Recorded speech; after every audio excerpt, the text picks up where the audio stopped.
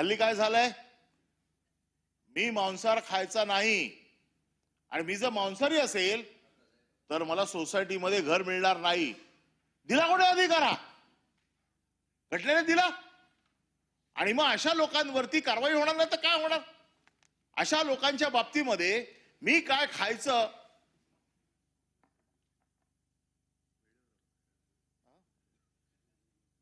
मी काय खायचं हा अधिकार कोणाचा आहे? माझा आहे ना. माझ्या अधिकारावरती गदा आणणारा कोण आहे? एक समाज उठतो आणि सांगतो की मांसाहारी लोकांना या सोसायटीमध्ये राहायला देणार नाही का, तर ते मांसाहारी आहेत म्हणून. हा अधिकार दिला कोण? मटण कुठलं, झटक्याचं खायचं का हलालचं खायचं हे देखील आता मंत्री ठरवायला लागलेत. हा कायदा कोणी आणला? नाही, तुम्ही व्हेज आहात पण कृत्य सगळी नॉन व्हेज आहेत.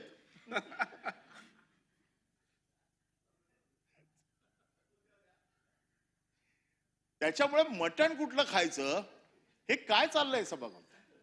ज्या घटनेच्या आधारावरती, ज्या घटनेने मला अधिकार दिलाय, ज्या घटनेने मला राहण्याचा अधिकार दिलाय, खाण्याचा अधिकार दिलाय, मंत्री उठतायत आणि सांगतायत मल्हार असेल तरच खायचं, नाही तर खायचं नाही. म्हणजे तुम्ही काय करताय? दोन धर्मामध्ये तुम्ही तेढ करताय, दोन धर्मामध्ये तुम्ही फूट पाडताय. ज्या काय आता सध्या जे काय महाराष्ट्रात वातावरण आहे, जातीय दंगलीच्या पार्श्वभूमीवरती वातावरण तयार केलं जाते. आम्ही देखील हिंदू आहोत आणि हिंदू असल्याचा मला सार्थ अभिमान आहे. हिंदू असल्याचा मला बिलकुल दुःख नाही, अभिमान आहोत.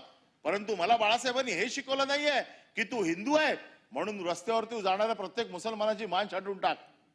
बाळासाहेबांनी काय सांगितलं की जे कोण असतील, मग ते हिंदू असो नाही तर मुस्लिम असोत, जर या देशाच्या विरोधात काम करणार असतील, या देशाच्या विरोधात ते काम करणार असतील, मग तो कोणी असो, तो आपल्या देशाचा शत्रू आहे. दुर्दैवाने त्यावेळेला जे काय बॉम्बबास्ट झाले, ज्या काय गोष्टी झाल्या, याच्यामध्ये मुस्लिम समाजाचे लोक आढळले आणि म्हणून बाळासाहेबांची ती सगळी वाक्य त्यावेळेला होती. आज काय झालंय, माझ्या इकडे एक सोसायटीमध्ये एक नेपाळी वॉचमॅन आहे. अख्खा रात्र ओरडत असतो, जागते रहो, आणि त्याला असं वाटतं त्याच्यामुळे आम्ही सगळे सुरक्षित आहोत.